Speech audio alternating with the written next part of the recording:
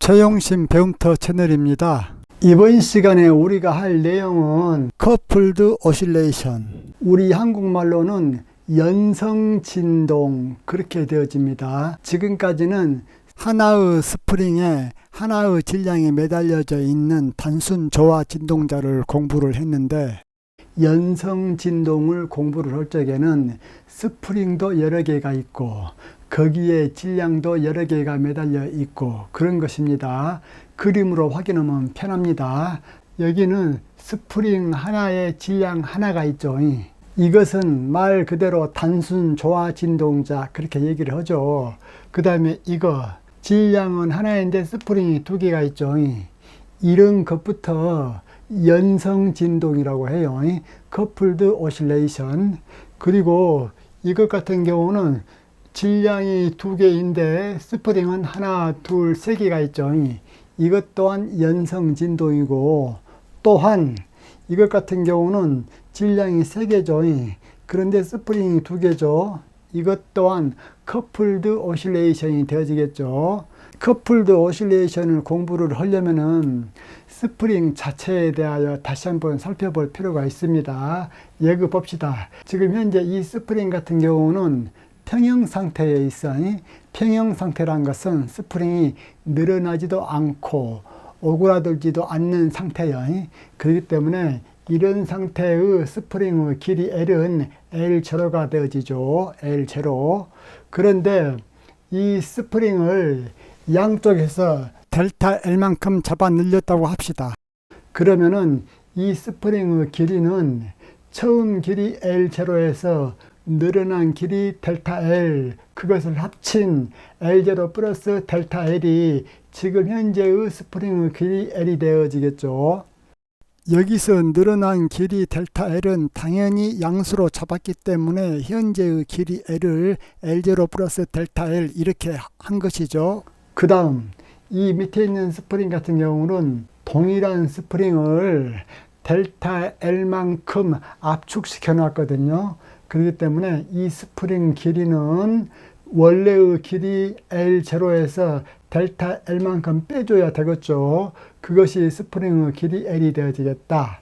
여기에서는 스프링이 줄어든 길이 델타 L을 양수로 잡았기 때문에 스프링의 현재 길이 L이 L0 마이너스 델타 L 이렇게 적어줄 수 있는 거예요. 그러면은 이런 상태에서는 이 양쪽에 질량 M이 물체가 매달려 있다고 할지라도 아무런 외력이 작용하지 않죠. 즉 말해서 이쪽에 질량 M이 매달려 있고 이쪽에가 질량 M이 매달려 있다 할지라도 두 질량에 아무런 외력이 작용하지 않습니다. 그런데 스프링이 이렇게 늘어나 있는 상태에서 이쪽에가 질량 M이 매달려 있고 이쪽에가 또 질량 M이 매달려 있다. 그러면은 이 두 개의 질량은 지금 현재 스프링이 늘어나 있기 때문에 안쪽으로 압축되려고 하는 외력을 바꿨지요. 또한 지금 현재 압축된 스프링이 있다. 이 스프링의 양쪽의 질량을 매달아 놓는다면은 두 질량은 양쪽으로 팽창되려고 하는 외력을 바꿨지요. 즉 말해서 이쪽 질량은 오른쪽으로 외력을 받고 이쪽 질량은 왼쪽으로 외력을 받죠. 동일하게 이쪽 질량은 좌측으로 외력을 받고 이쪽 질량은 우측으로 외력을 바꿨죠. 이것은 늘어나지도 않고 압축되지도 않았기 때문에 이 질량과 이 질량은 외력을 받지 않죠. 지금부터서는 스프링이 늘어나거나 줄어든 길이를 델타 L로 잡을 것입니다. 그래가지고 델타 L을 L-L0 이렇게 정의를 하겠습니다. 그러면 만약에 스프링이 늘어났다면은 델타 L은 양수가 되어져 가지고 0보다 크고, 만약에 스프링이 줄어들었다 그러면은 델타 L은 음수가 되어져 가지고 0보다 작게 되었지요. 여기서 길이라고 해서 무조건 0보다 크다 그렇게 생각하시면 안 되고, 델타 L이 0보다 크면은 팽창, 델타 L이 0보다 적으면은 압축, 그렇게 이해를 하셔야 됩니다. 즉 말해서 이 L이란 것은 지금 현재의 길이야. 예를 든다면은 이 스프링 같은 경우는 여기서부터 여기까지의 길이가 L이 되어질 것이고, 이것 같은 경우는 여기서부터 여기까지 길이가 L이 되어진다 그 말이야. 이것 같은 경우는 여기서부터 여기까지가 길이 L이 되어진다. 그 현재의 길이에서 스프링의 평형 상태에서의 길이를 빼준 것을 델타 L로 하겠다 그 말이야. 지금부터 이쪽 좌측에 있는 질량을 ML이라고 하겠습니다. ML, 얘도 ML. 우측에 있는 질량은 MR이라고 잡겠습니다. MR, 얘도 MR이야. 그리고 스프링에서 좌표계를 잡을 적에 오른쪽을 플러스로 잡을 거야. 즉 이러한 스프링에서 좌표계를 잡을 적에는 오른쪽을 플러스 방향으로 잡겠다 그 말이에요. 그러면은 델타 L이 0보다 더 클 경우에는 스프링이 평형 상태보다 더 늘어난 상태이기 때문에 스프링의 양쪽 물체는 서로 스프링 쪽으로 당겨지는 탄성력인 외력을 받겠죠. 그 탄성력의 크기는 후쿠 법칙에 의하여 절대치 K 델타 L 이렇게 되어지겠죠. 이렇게 스프링이 늘어난 상태에서 ML은 플러스 쪽, MR은 마이너스 쪽으로 외력을 받겠죠. 서로 스프링 쪽으로 당겨지기 때문에. 그리고 델타 L이 0보다 작다 그 말은 스프링이 압축되어졌다는 얘기죠. 그렇기 때문에 양쪽에 있는 물체는 스프링의 외부로 밀려나는 탄성력, 그 탄성력의 크기는 K 델타 L 이렇게 되어지겠죠. 이러한 외력을 받고 이런 때 ML, 즉 이것 같은 경우는 얘가 압축되어져 있기 때문에 좌측, 즉 마이너스 방향으로 힘을 받고 MR은 플러스 쪽, 즉 우측으로 외력을 받는다 그 말이에요. 이것을 우리가 잘 알고 있으면은 이러한 문제를 해석적으로 가져올 수가 있죠. 즉 말해서 이러한 스프링의 문제를 좌표계 상으로 가져와서 문제를 따져줄 수 있다 그 말이에요. 그러면은 지금 현재 질량 M1, M2, M3가 있다. 스프링 하나는 M1과 M2를 연결하고 있고 또 하나 스프링은 M2와 M3를 연결하고 있다. 이때 이쪽 스프링 상수를 K1, 이쪽 스프링 상수를 K2라고 할 것이다. 이럴 적에 M1, M2, M3의 운동을 결정하라. 이 문제를 해석적으로 풀기 위해서는 가장 먼저 좌표계를 정해줘야 되죠. 현재 M1, M2, M3가 평형 상태에 있다고 해봅시다. 이때 M1의 X축상의 원점의 위치를 이쪽으로 잡을 것이다. 그리고 질량 M2 X축상의 원점을 이쪽으로 잡을 거야. 그리고 M3의 X축상의 원점을 이쪽으로 잡을 거야. 그러면 여러분들 보세요. M1 같은 경우는 이 평형점으로부터 얘가 X1만큼 이동되어졌다고 가정합시다. M2 같은 경우도 이쪽 평형 위치에서 X2만큼 이동했다고 가정합시다. M3 같은 경우는 이쪽 평형점으로부터 X3만큼 이동했다고 가정해 봅시다. 이렇게 M1, M2, M3가 각각 평형점으로부터 X1, X2, X3만큼 이동해 있을 적에 M1, M2, M3의 운동 방정식을 구해보라 그 말이요.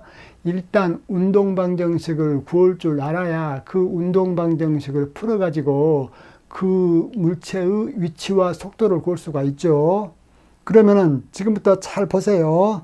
만약에 X1하고 X2가 똑같다. 다시 말해서 질량 M1과 M2가 똑같이 이렇게 이동했다면은 이 스프링 K1 같은 경우는 전혀 늘어나지도 않고 줄어들지도 않았기 때문에 질량 M1과 M2가 스프링 K1으로부터 받는 외력은 제로가 되어지겠죠. 그 다음 만약에 M2하고 M3가 둘 다 똑같이 이동했다. 그러면은 스프링 K2 같은 경우는 전혀 늘어나지도 않고 줄어들지도 않았죠. 그러한 경우에는 스프링으로부터 M2와 M3는 아무런 외력을 받지 못하죠. 이 두 스프링이 늘어나거나 압축될 때만 물체에 외력을 미칠 수가 있죠. 고로 만약에 X2-X3가 0보다 크다라고 가정해 봅시다. 즉 이것이 X2이고 이것이 X3인데 X2-X3가 0보다 더 크다라고 가정하자 그 말이야. 다시 말해서 x2가 x3보다 더 크다 그 말이죠. 즉 말해서 얘가 이쪽으로 이동한 것보다 얘가 이쪽으로 이동한 것이 더 많이 이동했다 그 말이에요. 그럴 경우는 이 스프링이 압축이 되어졌기 때문에 질량 M2는 좌축으로 외력을 받을 것이고 질량 M3는 우축으로 외력을 받겠죠. 그렇기 때문에 여기 보세요. x2-x3가 0보다 크다 이럴 적에는 M2는 M3로부터 마이너스 x2축 방향으로 탄성력 크기 절대치 K2, x2, x3만큼 받는다 이렇게 해 놓았죠. 여기서 이제 여러분들이 생각을 하셔야 돼. 자, M2와 M3는 용수철 K2로 연결이 되어 있잖아요. 그렇기 때문에 M2가 M3로부터 외력을 받는다면은 무엇을 통하여 외력을 받게 되어집니까? 이 용수철 K2를 통하여 외력을 받게 되어지죠. 무엇이 외력을 받아? M2는 M3로부터 외력을 받긴 받되 무엇을 통하여 외력을 받아? 용수철 K2를 통하여 외력을 받는다 그 말이야. 여기서 제가 용수철 K1, 용수철 K2 이렇게 얘기를 한 것이 무슨 말인 줄 잘 아셔야 돼요. 다시 말해서 이쪽 용수철의 스프링 상수를 K1, 이쪽 용수철의 스프링 상수를 K2 이렇게 정했을 적에 제가 이쪽 용수철을 K1 용수철, 이쪽 용수철을 K2 용수철 그렇게 호칭을 하고 있습니다. 그렇다면은 X2가 X3보다 더 오른쪽으로 많이 이동했다라고 가정을 했을 적에 M2는 즉 이것은 이걸로부터 얘가 압축이 되어져 있기 때문에 좌축으로 외력을 받죠. 즉 말해서 M2는 M3로부터 마이너스 X2 방향으로 탄성력의 크기 이것을 받는다 그 말이에요. X2라는 것은 여기서 이쪽을 지금 가리키고 있잖아요. 그렇기 때문에 마이너스 X2 방향은 좌측 방향을 가리키고 있죠. 그때의 탄성력의 크기는 어떻게 되어질까? 얘가 X2만큼 이동했고 얘가 X3만큼 이동했다고 했기 때문에 이 용수철이 늘어나거나 줄어든 거리는 절대치 X2-X3 그렇게 되어지고 이때 양쪽 질량들이 용수철 K2로부터 받는 힘의 크기를 구하려면은 용수철 상수 K2를 곱해줘야 되겠죠. 왜? 이것의 절대치가 델타 L의 크기므로. 그렇기 때문에 용수철 상수 K 곱하기 델타 L 절대치 씌워준 것이 용수철 K2 양쪽의 질량들이 받는 힘의 크기가 되어진다 그 말이야. 이번에는 X2-X3가 0보다 적은 경우다. 이 말은 뭐예요? X3가 X2보다 더 크다는 얘기죠. 다시 말해서 이 물체가 이 물체보다 오른쪽으로 더 많이 이동했다 그 말이야. 고로 스프링 K2가 팽창이 되어졌기 때문에 양쪽에 매달린 두 질량 M2, M3는 서로 스프링 쪽으로 당겨지는 외력을 받겠지요.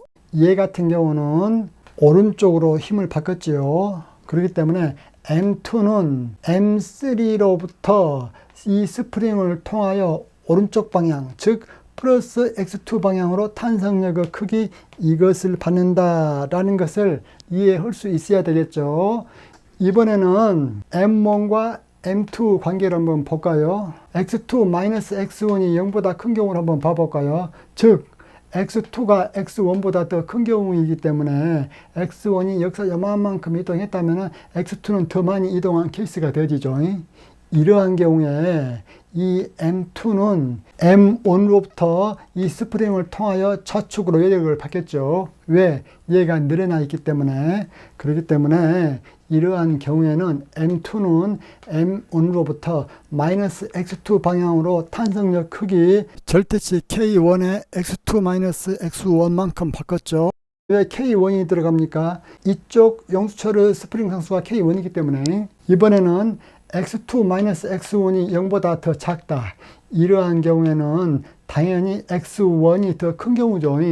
즉 말해서 얘가 이쪽으로 이동한 것보다 얘가 이쪽으로 더 많이 이동했어. 그러면 이 스프링 같은 경우는 압축이 되어져 있기 때문에 얘가 받는 외력은 좌측이 될 것이고 얘가 받는 외력은 우측이 되어지겠죠. 고로 이러한 경우에 M2는 M1으로부터 스프링 K1이 압축이 되어졌기 때문에 오른쪽으로 외력을 받겠죠. 즉 플러스 X2 방향으로 탄성력의 크기 절대치 K1 X2-X1만큼 받는다 그 말이야. 우리가 여기서부터 여기까지는 무엇을 연습했냐면은 좌표 축상에서 스프링의 양쪽에 질량 M인 물체들이 매달려 있을 적에 이들이 받는 외력의 크기와 방향을 알아봤지요. 좌표로. 그러면은 M1이 받는 외력을 구해가지고 M1의 운동 방정식을 구해보도록 하겠습니다. M1은 외력을 무엇으로부터 받냐면은 M2로부터서만 받죠. 무엇을 통하여? 스프링 K1을 통하여. 이렇게 얘기해도 되고 또는 곧바로 이 스프링으로부터 외력을 받는다 그렇게 얘기해도 상관은 없어. 다시 한번 M1은 M2로부터 외력을 받긴 받되 스프링 K1을 통하여 외력을 받는다 그렇게 얘기해도 되고 곧바로 M1은 스프링 K1으로부터 외력을 받는다 그렇게 얘기해도 된다 그 말이야. 그렇다면은 이 M1의 운동 방정식은 어떻게 되어지느냐?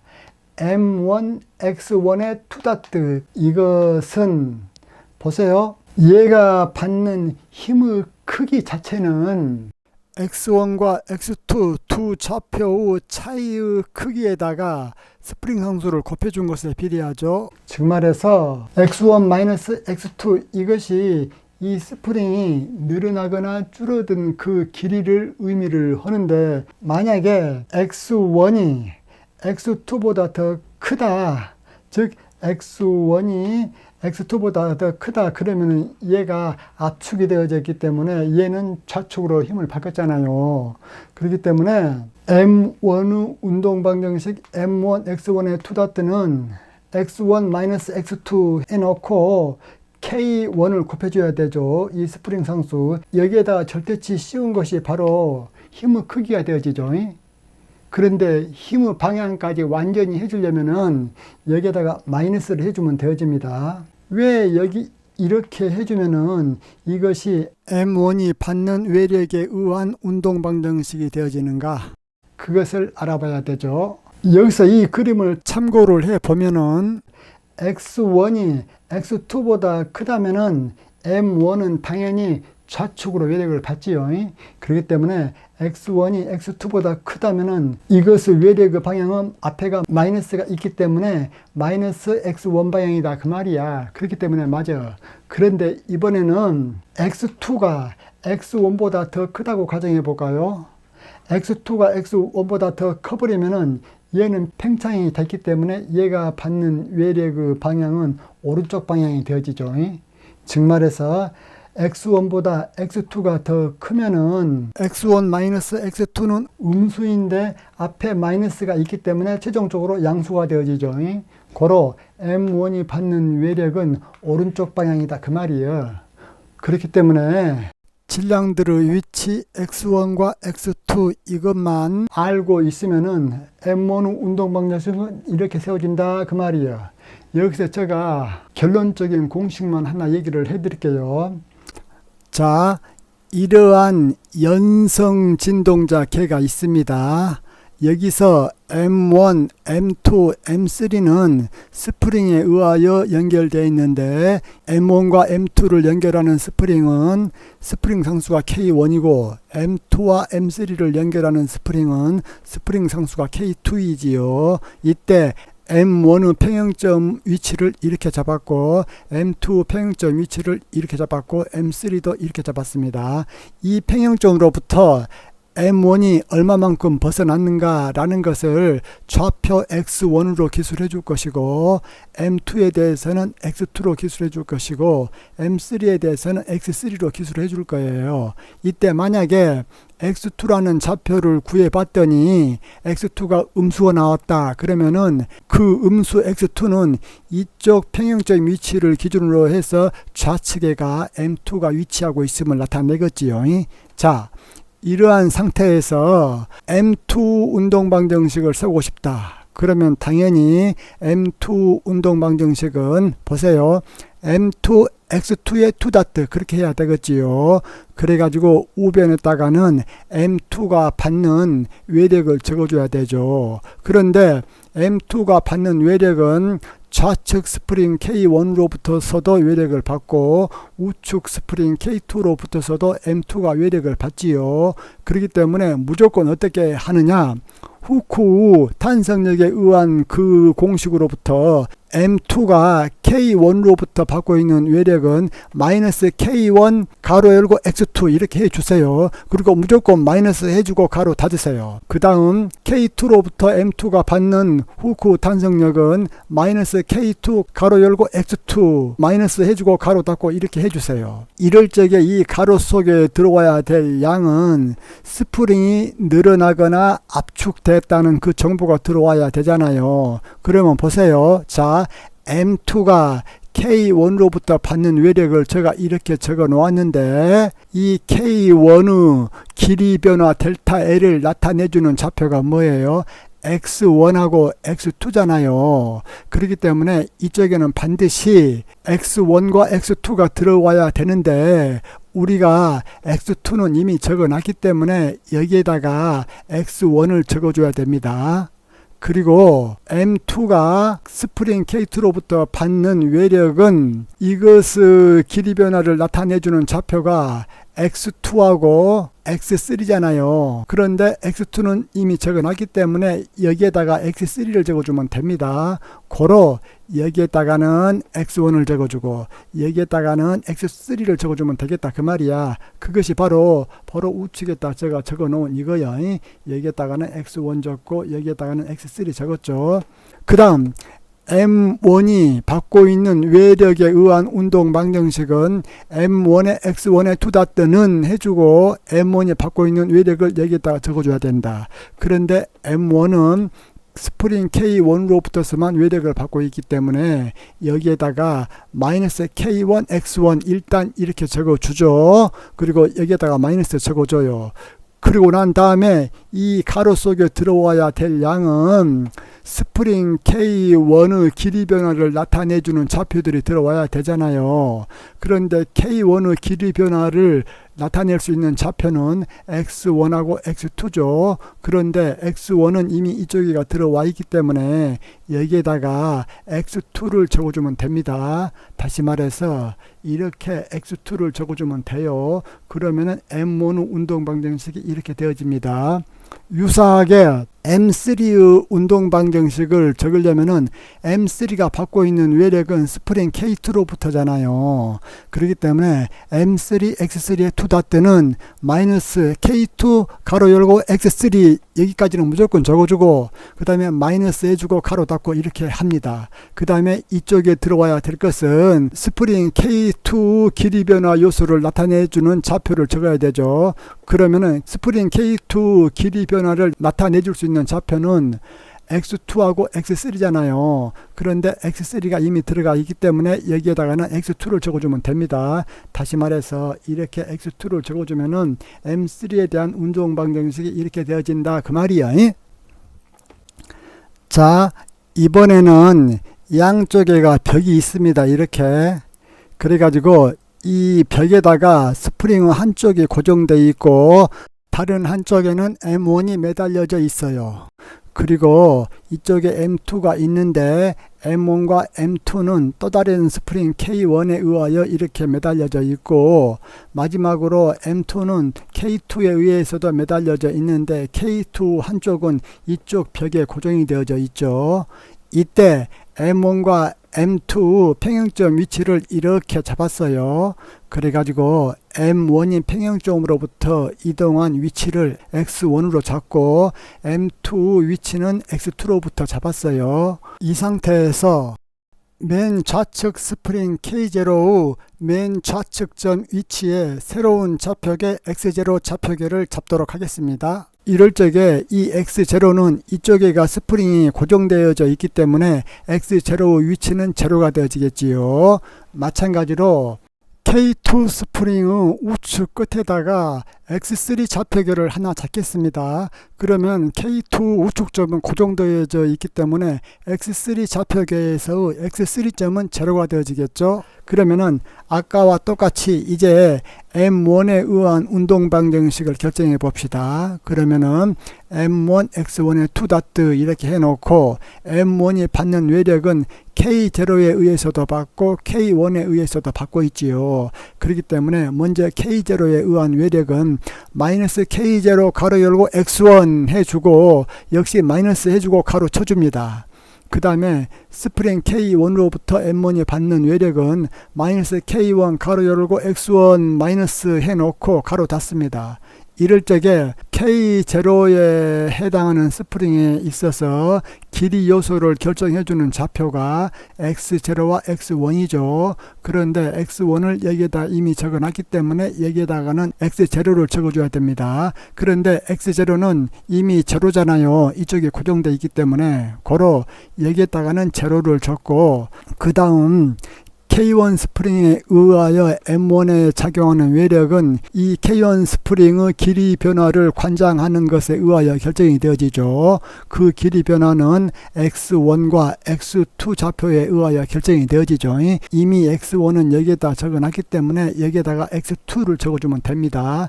다시 말해서 이 전체에 대한 답은 제가 우측에다가 이렇게 적어놨어요. 그 다음 M2에 의한 운동 방정식을 적어 보겠습니다. 그러면은 M2의 X2의 2 이코르 해놓고 M2가 받는 외력은 K1에 의하여 받는 외력, 그 다음에 K2에 의하여 받는 외력, 이 두 개의 벡터 합이지요. 그러면 K1에 의하여 받는 외력은 마이너스 K1 X2 그렇게 해야 되겠지요. 왜 이쪽에가 X2가 들어가야 되느냐? M2 운동 방정식을 구하니까 M2 좌표인 X2가 들어가야 되죠. 그 다음 이 K2로부터 M2가 받는 외력은 마이너스 K2 X2 이렇게 되어지죠. 그래가지고 여기다가 마이너스 해주고 가로 닫는다. 이럴 적에 스프링 K1에 의하여 M2에 작용하는 외력은 스프링 K1의 길이 변화에 달려져 있기 때문에 K1 스프링의 길이 변화를 담당하는 좌표가 X1하고 X2죠. 그런데 X2가 이미 이쪽에 있기 때문에 이쪽에는 X1 적어주면 됩니다. 즉 이렇게 X1을 적어주면 된다 그 말이에요. 그 다음 이 K2에 의한 길이 변화는 X2와 X3가 담당하고 있는데 X2가 이미 적어져 있기 때문에 여기에다가 X3를 적어주면 된다. 그런데 X3는 제로이기 때문에 이렇게 제로를 적어주면 됩니다. 자, 그러면은 우리가 지금까지 해왔던 단순 조화진동좌우 운동 방정식을 지금까지 해왔던 이런 논리에 의하여 운동 방정식을 다시 적어줘 보도록 합시다. 자, 이쪽에가 스프링이 장착되어 있고 이 스프링의 끝에 질량 M1이 매달려 있어. 이때 이 질량 M1의 운동 방정식을 구하시오. 그러면 어떻게 하느냐? 지금까지 해왔던 대로 그대로 해줍니다. 자, 질량 M1의 평형점 위치를 이쪽으로 잡았어. 즉 말해서 이쪽을 X1은 이코로 제로로 잡았단 말이야. 그래가지고 이쪽으로 방향을 X1 방향으로 잡았을 적에 X1이야말로 질량 M1의 위치가 되어지죠. 무엇에 대한 위치요? 이쪽 평형점에 대한 위치다 그 말이에요. 그러면 질량 M1에 작용하는 스프링은 이거잖아요. 이 스프링의 이쪽 위치는 X1으로 지금 해놓아서 여기서 철저히 주의할 사항, 이 스프링 같은 경우는 이 좌측의 끝점이 X0 좌표계에서 X0는 이코로 제로 위치에 고정되어 있잖아요. 그런데 이 스프링의 오른쪽 좌표는 이 질량 M1이 이렇게 있기 때문에 오른쪽 좌표가 X1보다 더 좌측에 있지 않냐라고 말할 수가 있어.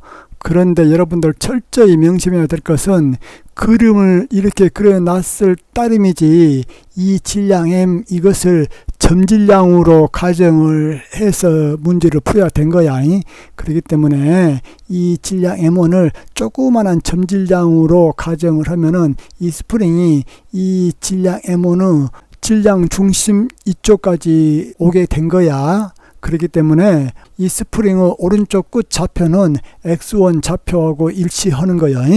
그런데 스프링의 왼쪽 끝이 좌측 벽에 고정되어 있다고 했을 적에 좌측 벽에다가 X0 좌표계를 설정을 해 놓으면은 X0 좌표계에다 스프링의 왼쪽 끝점의 X0 좌표값은 제로가 되어지죠. 이럴 적에 이러한 단순 조화 진동자 운동 방정식은 이러한 식으로 수식이 세워진다라는 것을 이해할 수 있겠죠. 즉 말해서 M1 X1의 2는 마이너스 KX1 바로 후 공식 그대로죠.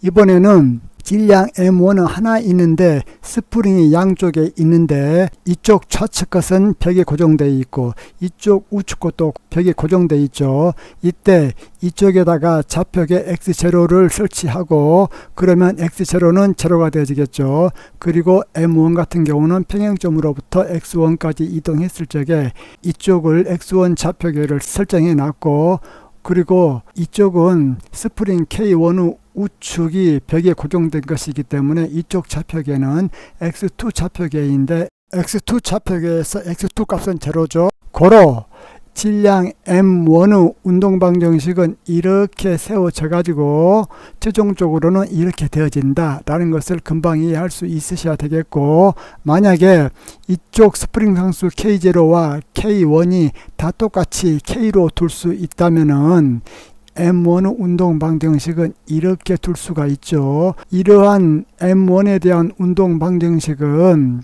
스프링 상수가 2K인 하나의 단순 조화 진동자 운동 방정식하고 똑같죠. 이것이 다시 말해서 질량 M이 양쪽에 스프링이 있대 이쪽 벽에 고정되고 이쪽 벽에 고정된 똑같은 스프링 상수 K를 가진 힘을 받고 있을 적에 이 M 운동 방정식이 mx의 2는 마이너스 2kx 이렇게 되어지죠.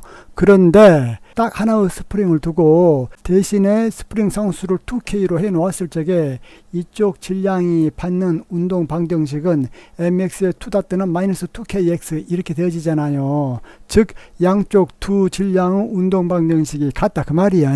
이것을 눈여겨 보시라.